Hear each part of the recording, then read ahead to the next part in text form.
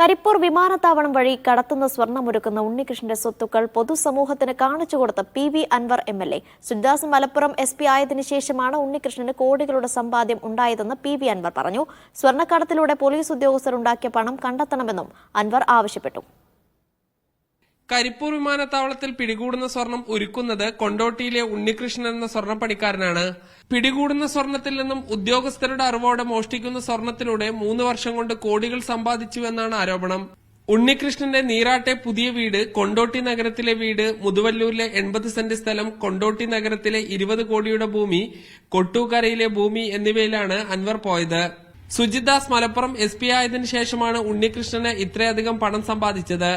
തെളിവുകൾ സഹിതം പരാതി നൽകിയിട്ടും ഉണ്ണികൃഷ്ണന്റെ സമ്പാദ്യം സംബന്ധിച്ച് പോലും അന്വേഷണം നടക്കുന്നില്ലെന്ന് PV അൻവർ പറഞ്ഞു. കൊണ്ടോട്ടി പരിസരത്ത് 10 കോടിയിലധികം രൂപയുടെ ആസ്തി, ഏകദേശം 12-13 കോടി രൂപയുടെ ആസ്തി ഈ 2-3 വർഷം കൊണ്ട് ഉണ്ടാക്കിയിട്ടുണ്ട്.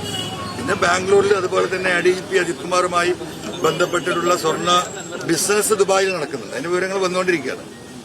ഈ തട്ടാന്റെ മകളും മരുമകനാണ് ദുബായിൽ ഇത് നിയന്ത്രിക്കുന്നത്. അപ്പോ ഞാൻ കൊടുത്ത പരാതിയിൽ അന്വേഷണം നടത്തുന്ന ഏജൻസികൾ ഈ വീട് ഇതുവരെ കണ്ടിട്ടില്ല. അത്ര ചെറിയ വീടാണല്ലോ, നിങ്ങൾ നോക്കൂ. സ്വർണ്ണക്കടത്തിന്റെ ഭാഗമായി മുഖ്യമന്ത്രിയുടെ political secretary P Sasi, ADGP MR Ajith Kumar, SP Sujidas എന്നിവരുടെ നിക്ഷേപങ്ങളെക്കുറിച്ച് അന്വേഷിക്കണമെന്നും അൻവർ ആവശ്യപ്പെട്ടു. മീഡിയ 1 മലപ്പുറം.